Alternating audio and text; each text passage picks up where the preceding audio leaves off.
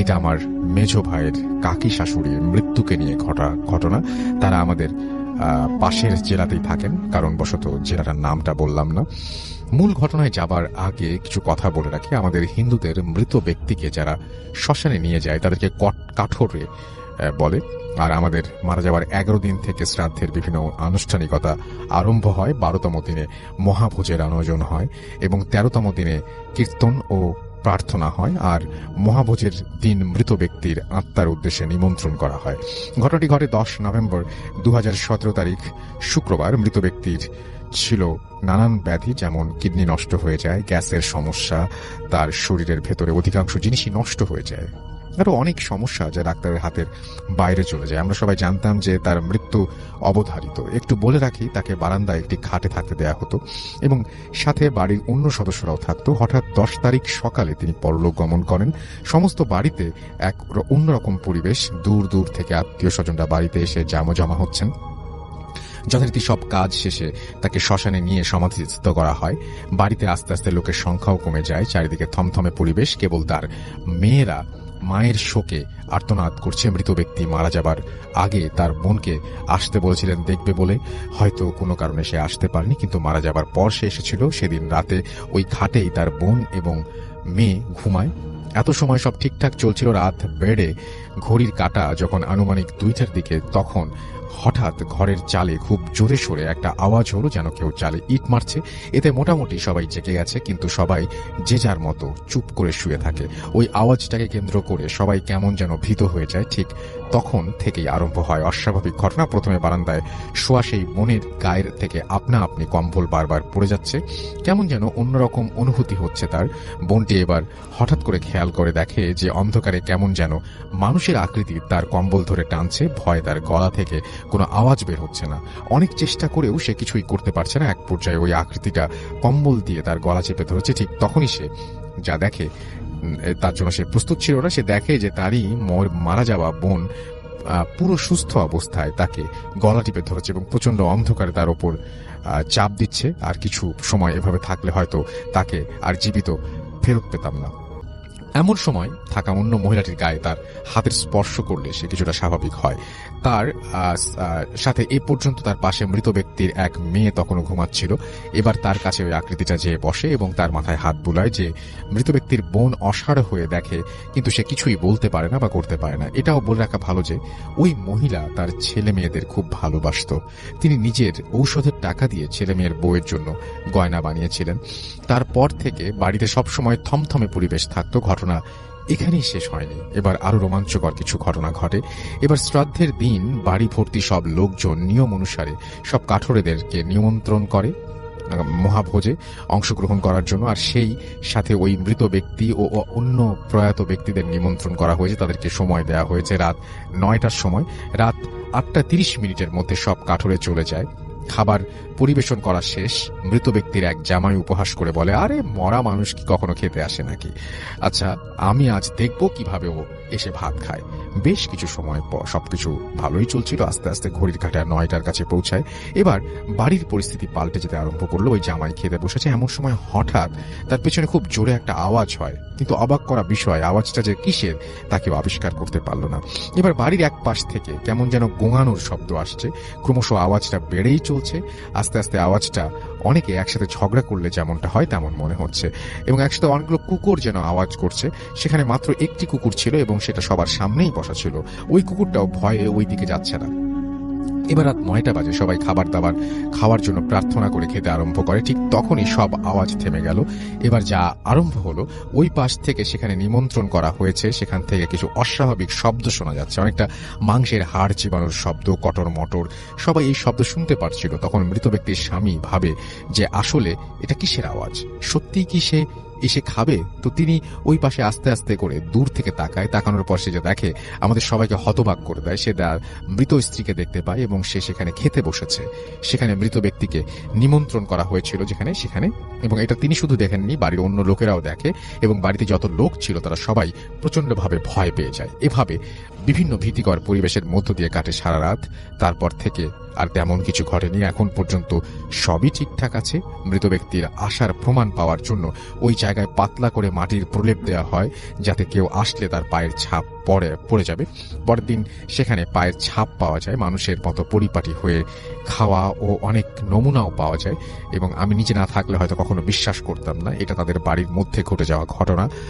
এবং অনেকে অবিশ্বাস করতে পারেন এবং বিশ্বাস নাও করতে পারেন, কিন্তু আমি নিজে এই ঘটনার প্রমাণ। ভালো থাকবেন। কিছুদিন আগেও আবার একটা ঘটনা ঘটছে, সময় করে লিখে পাঠাবো। তো এই ঘটনাটাই তিনি লিখেছেন এবং থ্যাংক ইউ ভেরি মাচ আপনার ঘটনার জন্য। আপনাকে অনেক ধন্যবাদ। তো যেভাবে লিখেছেন আমি সেভাবেই পড়ে শোনাচ্ছি। তিনি লিখেছেন যে রাসেল ভাই সালাম নেবেন, আশা করি ভালো আছেন, আপনি তো সবসময় ভালোর দলে। আমি মোহাম্মদ সামাউন হাবিব, দিনাজপুর, এবং তিনি বর্তমানে পুলিশে কর্মরত আছেন এবং তিনি বলছেন যে আমি একজন নিয়মিত শ্রোতা, আমি আপনাদের সব এপিসোড শুনি। সময়ের কারণে আপনাদের ওখানে যেতে পারলাম না। আজ আমি যে ঘটনাটি বলছি সেটি একটি সত্য ঘটনা। যে সময় এই ঘটনাটি ঘটেছে আমি সেই সময় আমার বাসায় ছিলাম, আর এটা ঘটে আমার পরিচিত এক লোকের সঙ্গে। সঙ্গত কারণে এই ব্যক্তির নাম বলছি না, ভালো লাগলে পড়ে শোনাবেন। বলে রাখি যে জায়গায় ঘটনাটা ঘটেছে সেটা হলো দিনাজপুর জেলার বিরল থানায়। আমাদের দিনাজপুর জেলার বিরল থানায় টাঙ্গাইল নামের একটি নদী আছে। এর অবস্থান হলো দিনাজপুর সদর থেকে সোজা পশ্চিমে। সেই নদী দিয়ে একটি সত্যি ঘটনা পাঠালাম, নদী নিয়ে একটি সত্যি ঘটনা পাঠালাম। এই নদীতে এমন একটি ঘটনা ঘটে যে প্রতি বছর একই সময় ওই নদীতে প্রচুর মাছ পাওয়া যায়। ওই মাছ আসে কোথা থেকে তা কেউ বলতে পারে না। আর এই ঘটনা ঘটে বেশ কয়েক বছর ধরে। আর এই নদীর অবস্থান হলো ভারতবর্ষের একদম বর্ডারের কাছাকাছি। আবার সেই নদীতে আগে কোনো সেতু ছিল না, নতুন সেতু তৈরি করা হলো এবং ওই এলাকার জমি সেচ দেওয়ার জন্য হতো সেই পানি দিয়ে। আর তাই ওই সেতুর সাথেই একটা গেট লাগানো হলো এবং জমি সেচ কাজের জন্য সেই স্লুইস গেটের পানি ব্যবহার করা হতো। এবার ঘটনায় যাই, যেই সময়ে নদীতে মাছ পাওয়া যায় সেই সময় অনেক লোকজন সেই নদীতে মাছ ধরতে যায়, আবার কেউ দেখতে যায়, আবার কেউ মাছ কিনতেও যায়। যার সঙ্গে ঘটনা ঘটে সে গিয়েছিল সেখানে মাছ ধরতে। সে তার জাল দিয়ে অনেক মাছ ধরে। সে সেখানে মাছ ধরতে যায় সকালবেলা, আর তার মাছ ধরতে ধরতে দুপুর হয়ে যায়। আর যার সাথে ঘটনা ঘটে সে মোটামুটি ভালো মাছ ধরতে পারে। তো দুপুর 2টার দিকে তার মাছ ধরার জালটা অন্য আরেকজনের জালের সঙ্গে প্যাঁচ খায়। সে সেই জালের প্যাঁচটা খোলার জন্য পানির মধ্যে ডুব দেয়। সে তো পানির মধ্যে কিছুটা সমস্যা অনুভব করে এবং অনেকক্ষণ পানিতে আছে, তাই মনে হয় খারাপ লাগছে। সেজন্য সে যেটা করে সেটা হচ্ছে জাল দুটোর প্যাচ খুলতে ছিল। সে কোনো কারণ ছাড়াই সেই দুটো জালের সঙ্গে নিজে নিজেই কেমনভাবে যেন জড়িয়ে পড়ে। সে অনেক চেষ্টা করেও সেখান থেকে বেরিয়ে আসতে পারছিল না। তো এই সময় সে অনুভব করে যে জালের পানির নিচ থেকেই তাকে কে যেন পা ধরে টানছে। সে অনেক চেষ্টা করছে পানির উপরে উঠে আসার জন্য, কিন্তু পারছে না। পানির ওপরে, পানির নিচে আবছা আলোতে সে দেখতে পায় যে ছোট একটা বাচ্চার মতো কিছু একটা তার পা ধরে টানছে এবং জালের সঙ্গে তাকে পেঁচিয়ে ফেলছে। আরো অবাক করা বিষয় হলো তার শরীরে কোনো শক্তি সে পাচ্ছিল না। তো অনেক কষ্টে পানির ওপরে উঠে সে চেঁচিয়ে বলে, আমাকে বাঁচাও। এবং বলতে বলতে পানির নিচে গিয়ে দেখে সবাই পানির নিচে যেতে দেখে যে সবাই মনে করে যে তার সমস্যা হয়েছে। আর সঙ্গে সঙ্গে তার সঙ্গে যারা ছিল তাদেরকেও সে চেঁচিয়ে বলছিল যে আমাকে জাল পেঁচিয়ে নিচ্ছে। তাই তারা কোনো কথা না ভেবে সঙ্গে সঙ্গে পানিতে লাফিয়ে পড়ে এবং তার কাছে যায়। তারা 4-5 জন তাকে পানির ওপরে নিয়ে আসার চেষ্টা করে, কিন্তু পারে না। কেউ যেন তাকে পা ধরে নিচের দিকে টানতে থাকে এবং আরো কিছু লোক পানিতে নামতে বলে এবং সে একটা কাঁটার মতো কিছু একটা নিয়ে আসতে বলে। তাদের কেউ একজন, তাদের কাছে চাকু ছিল এবং তারা জাল কেটে তাকে পানির ওপরে নিয়ে আসে। তারা যখন জাল কাটছিল তখন তারা 3টি জাল দেখতে পায়। তাকে জাল থেকে বের করার অবস্থা, মানে বের করতে করতে অবস্থা অনেক খারাপ হয়ে যায়। এবং একটা জিনিস সেটা হলো যে পানির ওপরে ওঠানোর পরে তার মধ্যে আঙুলের ছাপ পাওয়া যায়। তার মানে পায়ের মধ্যে আঙুলের ছাপ পাওয়া যায়, মানে কেউ যে পা ধরে টানছিল সেটা বোঝা যায়। তার কিছু সময় পর তার অবস্থা একটু ভালো হয়। সে নিজে নিজে বলে যেই সময় 2টি জালের প্যাচটা খুলছিল হঠাৎ করে অন্য কোথা থেকে আরেকটি জাল এসে তাকে পেঁচিয়ে ধরে এবং সে বলছিল যে মনে হচ্ছিল তার আজকেই শেষ দিন। তার চোখের সামনে সে মৃত্যুকে দেখতে পাচ্ছিল। তারপর তাকে হাসপাতালে নিয়ে যাওয়া হয়। সেখানকার লোকজন তাকে বলে যে এই ব্রিজটা তৈরি করার সময় এখানে কিছু লোক মারাও গিয়েছে। তারা নাকি অনেক লোক এই ধরনের সমস্যায় তারপর থেকে পড়ে, এবং এই ছিল ঘটনা। ভালো লাগলে পড়ে শোনাবেন। আমার কাছে এই জাল নিয়ে এরকম একটা ঘটনা খুব মজার লেগেছিল বলে আমি আপনাদেরকে শোনালাম। আশা করছি যে আপনাদেরও ভালো লেগেছে। তো যেভাবে লিখেছেন আমি সেভাবেই পড়ছি। ভাইয়া সালাম নেবেন, আশা করি ভালোই আছেন। জানি আপনি সবসময় ভালোর দলে। গত 7 দিন অপেক্ষার পর আপনাদের ভূত এফএমের প্রোগ্রাম শুরু হলো, যা কিনা আমার বেশ পছন্দের। আমার সাথে এক ভয়ানক ঘটনা ঘটেছিল, যা কিনা আমার জীবনে অনেক বড় এক দাগ কেটে গেছে। সেই ঘটনাটি আজ শেয়ার করব আপনাদের সাথে, আর অনুরোধ করব আমার এই ঘটনাটি ভালো লাগলে পড়ে শোনাবেন দয়া করে। আমার নাম আবিদিন ইসলাম। আমি অনার্স প্রথম বর্ষে পড়ছি। সঙ্গত কারণে ইউনিভার্সিটির নামটা গোপন রাখছি। আমি যে ঘটনাটি বলে শোনাতে যাচ্ছি তা ঘটেছে আজ থেকে অনেক বছর আগে।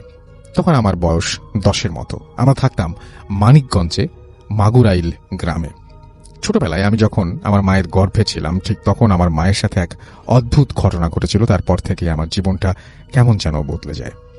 তার আগে জানিয়ে নেওয়া দরকার, আমাদের গ্রামটি ছিল অপূর্ব সুন্দর, চারপাশে সবুজ আর সবুজ, একেবারে সহজ সরল মানুষে ভরপুর, একেবারে অজপাড়াগা বলতে যা বোঝায় আমাদের গ্রামটি ছিল সেই রকম।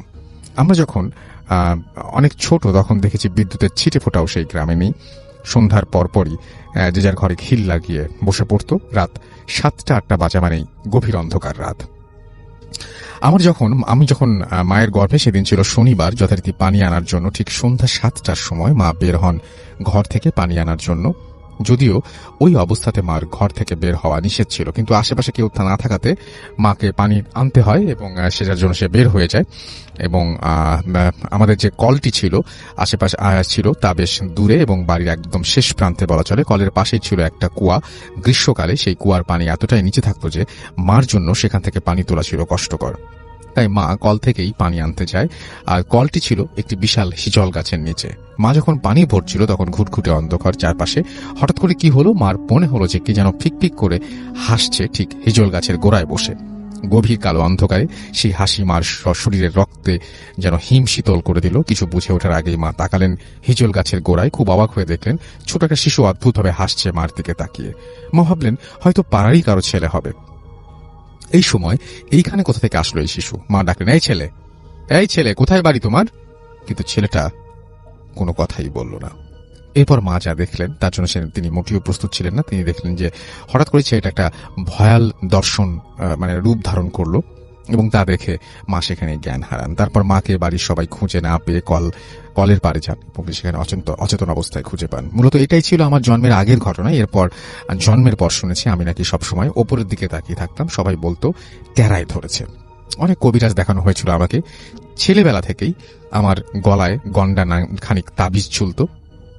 আমার এক চাচা অনেক দূর থেকে কোনো এক বড় কবিরাজের কাছ থেকে একটি তাবিজ এনে দিয়েছিলেন আর বলেছিলেন আর যাই করি এই তাবিজটা যেন না খুলি গলা থেকে। এভাবেই কেটে যাচ্ছিল দিন। বাবা ঢাকায় চাকরি করেন, মাসে 2-1বার বাড়িতে যান। বাড়িতে বাকি সময়টা আমি আর আমার মা। সেদিন ঘন বর্ষা। আমার এখনো পরিষ্কার মনে আছে সেই দিনটি শনিবার। স্কুল শেষ করে আমার বাড়িতে ফিরতে বিকেল গড়িয়ে গেছে। হাত মুখ ধুয়ে কিছু খেয়ে পড়তে বসেছি। হঠাৎ করেই মা এসে বললেন, চল তোর মাথায় তেল দিয়ে দিই। আমিও রাজি। তেল দিতে গিয়ে হঠাৎ মা বললেন, কিরে তোর গলায় সেই বড় তাবিজটা কই? আমি খুব অবাক হয়ে লক্ষ্য করলাম আমার গলায় সেই বড় তাবিজটা নেই। তো কোথাও হয়তো পড়ে গেছে। মা আমার কথায় ভীষণ রাগ করলেন, কিন্তু তখন আমি বুঝতে পারিনি কি অপেক্ষা করছে আমার জন্য। কিন্তু এত বছর আমার সাথে আর কিছুই হয়নি, তাই এক প্রকার উড়িয়েই দিয়েছিলাম।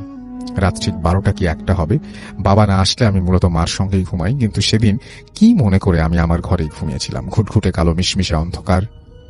হঠাৎ করেই আমার মনে হলো কলপারে কে যেন জোরে জোরে কল চাপছে। ভাবলাম এত রাতে কে কল চাপে, কিন্তু আওয়াজটা এত বেশি জোরে আসছিল যে আমার ঘুম ভেঙে গিয়েছিল। আমি ভাবলাম মা নয় তো। একবার ভাবলাম দেখি, মাকে ডাকি। আবার ভাবলাম না, হয়তো পাশের বাড়ির কেউ হবে। প্রিয় লিসেনার, আজকের এই ইমেল এপিসোডটি অনেক ভয়ঙ্কর হতে যাচ্ছে। আপনারা যারা সম্পূর্ণ ইমেল এপিসোডটি শুনবেন তা আপনারা বুঝতে পারবেন আজকের ঘটনাটি কতটা ক্লিয়ার এবং ভয়ঙ্কর। আজকে বাছাই করা ঘটনাগুলো আপনারা এক এক করে সবগুলো শুনবেন। চলুন আমরা সরাসরি ঘটনায় চলে যাব। তো আওয়াজ কেন জানি থামছেই না। এতক্ষণ ধরে কল চেপেই যাচ্ছে। কে চাপছে? হঠাৎ করে এই শব্দটা একেবারে মিলিয়ে গেল। আমি কান খাড়া করে রাখলাম। মনে হচ্ছিল আমার জানালার পাশে কে যেন দাঁড়িয়েছে। আমি পরিষ্কার তার অস্তিত্ব অনুভব করছিলাম। খানিক বাদেই মনে হলো কে যেন ফুঁপিয়ে ফুঁপিয়ে কাঁদছে ঠিক আমার জানালার পাশে দাঁড়িয়ে। একবার ভাবলাম মা নয় তো। কিন্তু না, গলাটা কেমন যেন অপরিচিত লাগছিল। কান্নার শব্দ আস্তে আস্তে বাড়তে লাগলো। ভয় আমার রক্ত পুরো হিম শীতল হয়ে গেছে। কে কাঁদছে এমন করে? একবার ভাবলাম জোরে চিৎকার করে মাকে ডাকি, কিন্তু এতটাই ভয় পেয়েছিলাম যে মাকে ডাকার সাহস হলো না। বেশ কিছুক্ষণ পর কান্নার শব্দটা থেমে গেল, একেবারে মিলিয়ে গেল। এমন করেই কখন জানি রাত শেষ হয়ে গেল। শুনলাম দূরে কোথায় আজানের শব্দ হচ্ছে। কোনো কান্নার শব্দ নেই, কল চাপার শব্দ নেই। পরের দিন সকালে উঠে খাওয়া দাওয়া করে স্কুলে চলে গেলাম। মাকে কিছুই বলিনি। স্কুল থেকে ফিরে সন্ধ্যায় মাকে জিজ্ঞেস করলাম, তুমি কি রাতে পানি ভরছিলে? মা বললেন, কই না তো। আমি বললাম, সারা রাত কে কল চাপলো, আবার ফুপিয়ে ফুপিয়ে কান্না করলো? কথাটা শুনে মার মুখ কেমন যেন রক্তবর্ণ হয়ে গেল।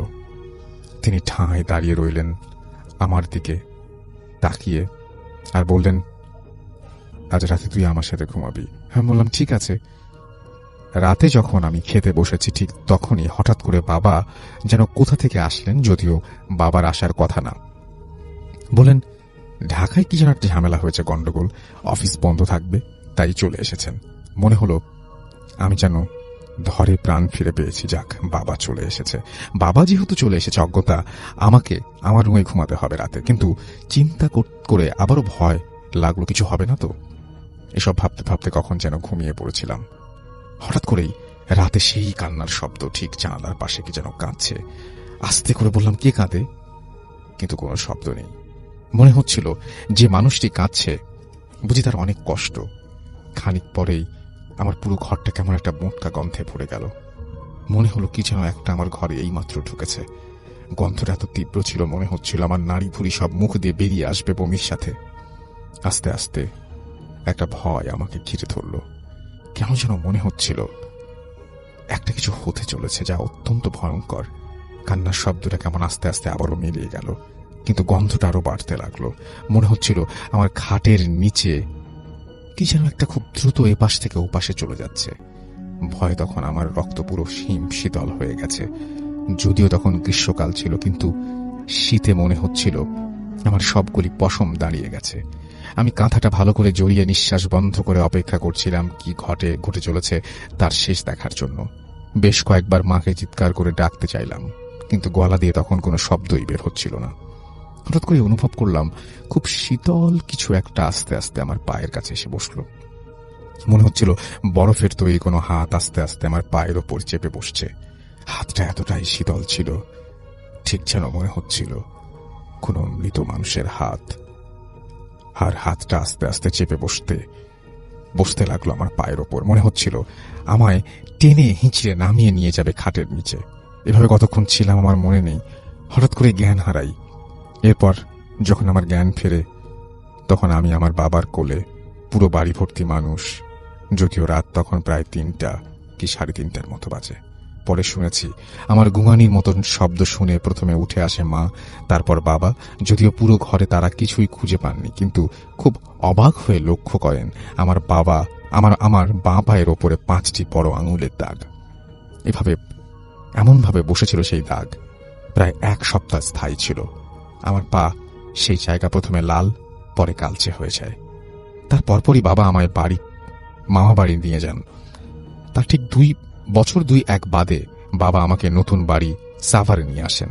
যদিও মার কাছে এবং চাচাদের কাছে শুনেছিলাম আমার ওপর নাকি কিসের আসর ছিল, কিন্তু সেই আসর এবং কি সে জিনিস তা আজ পর্যন্ত আমাকে বলেনি। এর ব্যাখ্যা আমি আজও খুঁজে পাইনি। মাঝে মাঝে রাতে সেই কথাগুলো মনে হলে এখনো গা শিউরে ওঠে। একটি ঘটনা লিখছি। পড়াশোনার ব্যস্ততার কারণে আমি স্টুডিওতে যেতে পারছি না। যদি ঘটনা ভালো লাগে তাহলে প্লিজ ভূত এফএমে শুনিয়ে দেবেন। ঘটনায় আসি। ঘটনা 1, 2013 সালের ঘটনা। দিন ঠিক মনে নেই। ঘটনাটি বগুড়া জেলার আদমজী উপজেলার। সেদিন এক আত্মীয়র বাচ্চা হওয়ার কথা। উনি আমার মায়ের চাচাতো বোন, অর্থাৎ আমার খালামণি ছিলেন।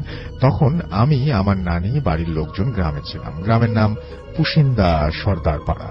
হঠাৎ খালামণির পেটে ব্যথা শুরু হওয়ায় তাকে আদমজির এক ক্লিনিকে ভর্তি করা হয়। ক্লিনিকের নাম সঠিক মনে নেই। তখন ছিল রাত 11টা। গ্রামে সাধারণত 8টা থেকে 9টা বাজা মানেই অনেক রাত। যদিও আদমজি এবং সেই রাস্তায় বাস, ট্রাক, সিএনজি সব চলতো, কিন্তু সে রাতে আমরা কিছুই খুঁজে পাইনি। অনেক খুঁজির পর 2টা চার্জের ভ্যান পেলাম। প্রথম দফায় খালামুনি আর তার মা, বোন, আমার খালু গেলেন 2টি ভ্যান নিয়ে। তারপর ভ্যানগুলো আমাদের নিতে আসে। আমাদের সাথে ছিল আমার মা, আমার মামা সহ আরো অনেক আত্মীয়।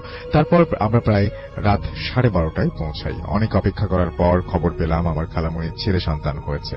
ক্লিনিকে আমাদের থাকার জায়গা ছিল না, তাই সেই ভ্যান নিয়ে আমরা গ্রামে ফিরে আসি, সঙ্গে আমার মা, আমার নানি, আমার মামা, আমার নানা। মাঝপথে শিবপুর নামের একটা জায়গায় হঠাৎ কিছু করুণ আর্তনাদ এবং কিছু অট্টহাসি শুনতে পাই, এবং জায়গাটির নাম ছিল শিবপুর। করুণ আর্তনাদ শুনি। তখন রাত 3টা। আমরা শুনে অনেক ভয় পেয়ে গেলাম। আমার মায়ের কাছে একটা চাদর ছিল, সেটা নিয়ে আমরা আমাদের মাথা ঢেকে ফেলি। চাদরটা বড় ছিল বলে এক ভ্যানের সবার মাথা ঢাকা যাচ্ছিল না, অন্য ভ্যানেও কেউ ছিল না, এক ভ্যানেই সবাই যাচ্ছিলাম। কিছুক্ষণ পর আমার নানি সে এলাকায় একটা সত্য ঘটনা বলেন। এইখানে এক ক্ষেতে এক মানুষকে গলা কেটে হত্যা করা হয়। এর মাঝে মাঝে এই রাস্তা দিয়ে ধারে নাকি তাকে দেখা যায়। আর অনেকেই যারা এই রাস্তা দিয়ে যান, তারা তখন যাওয়ার সময় সেই ভদ্রলোক বা যার গলা কাটা হয়েছিল তার আর্তনাদ শুনতে পান। এমন সময় গরম লাগায় মাথা বের করলাম, করে যা দেখলাম বলার মতো না। দেখলাম ভ্যানে একটা গলা কাটা মানুষ বসে আছে এবং ভ্যান চালক তার সামনে মৃত অবস্থায় পড়ে আছে। ভ্যান জানি না কিভাবে আপনা আপনি চলছিল। আমি সাথে কান্না শুরু করে দিই সাথে সাথে, এবং সবাই চাদর সরিয়ে বলে কি হয়েছে। আমি কথা না বলে কান্নার ছলে হাত দিয়ে সেই ভ্যানটির দিকে ইশারা করলাম। সবাই দেখে সেই ভ্যানের চালক সেখানে আশেপাশে নেই। এর পরদিন সকালে আমি আমার খালামণিকেও দেখতে চাইনি, কারণ আমরা যা দেখেছি তার কোনোদিন দেখতে চাই না। তবুও দিনের বেলা ছিল বলে সাহস করে দেখতে যাই। রাস্তায় দেখা যায় সেই ভ্যান সেখানেই আছে। তখন আমার নানা, আমার মামা বলে যে একটু দাঁড়াও, আমি দেখি সেই চালক আশেপাশে আছে কিনা। কিছু দূর গিয়ে দেখতে পান ভ্যান চালক গলা কাটা অবস্থায় পড়ে আছে এক ক্ষেতে। চালকটির বাড়ি আমাদের কাছে গ্রামে ছিল বলে বাড়ির মানুষকে জানানো হয়। তারপর চালকের বাড়ির লোকজন এসে তাকে নিয়ে যান। কেউ যদি রাতে আদমদিঘি যান, প্লিজ মাঝ রাতে যাবেন না, আর যেতে হলে সঙ্গে অন্তত 2-3 জনকে নিয়ে যাবেন। এবং ঘটনা 2, এটা ছিল মালয়েশিয়াবাসী আমার নানার কাছ থেকে শোনা। দিন তারিখ মনে নেই। কুয়ালালামপুরের কোন এক জায়গায় নানা চাকরি করতেন, সেটা ছিল বেসরকারি এক কোম্পানি। তো সেখানে অনেক দেশের মানুষ কাজ করত। এখন আসল ঘটনায় আসি। নানা তার কিছু বন্ধু মিলে অফিসের পাশে একটা ফ্ল্যাট ভাড়া নেন, এবং একদিন আফ্রিকান নিগ্রোদের মতো 3-4 জন মানুষ নানার ফ্ল্যাটের নিচতলা ভাড়া নেন। আমার নানার এক বন্ধু ছিল ধার্মিক, তার নাম ছিল আবু আলী। তো তিনি কাজ শেষে ফ্ল্যাটে ফিরে নামাজ কালাম পড়ে খাবার দাবার তৈরি করছিলেন। হঠাৎ সেই নতুন ভাড়াটিয়া আসেন এবং এসে তার সাথে কুশল বিনিময় করেন। হঠাৎ এরপর একদিন নানার সেই বন্ধু নিখোঁজ হয়ে যান। নিখোঁজ হওয়ার 3 দিন পর নানা সেই নতুন ভাড়াটিয়া কাছে যান এবং সেখানে গিয়ে তাদের সাথে অনেক গল্প গুজব করেন। এবং এক সময় এমনি ভাবে তিনি রান্নাঘরে যান। রান্নাঘরে তখন কেউ ছিল না। নানা সেখানে গিয়ে দেখেন অনেক গল্প গুজব। নানা সেখানে গিয়ে দেখেন যে সময় নতুন মানুষের দেখেন যে তাদের অনেকে গল্প গুজব। আচ্ছা, এক সময় এমনি করে রান্নাঘরে তখন কেউ ছিল না। নানা সেখানে গিয়ে দেখেন যে সে সময় নতুন মানুষদের ফ্রিজ খোলেন। আমি এটা বুঝলাম এই জায়গাটা। তারপর বাঘ হারিয়ে ফেলেন, তার চোখে পানি চলে আসে, সাথে সাথে মনে আসে ভয়। তিনি তার নিখোঁজ বন্ধুর কাটা মাথা দেখতে পান। হাত পা কিছুই ছিল না, শুধু মাথা ছিল। তিনি অনেক কষ্টে ভয় আর কান্না চাপিয়ে তাদের বাড়ি থেকে চলে আসেন। তিনি ঘটনা কাউকে জানাননি। তার ঠিক 2 দিন পরে চাকরি বাদ দিয়ে তিনি বাংলাদেশে চলে আসেন। এই ছিল আমার সেকেন্ড ঘটনা। এগুলো ভালো লাগলে, যে কোনো একটি ভালো লাগলে বুদ্ধ ফেমে বলবেন। খোদা হাফেজ।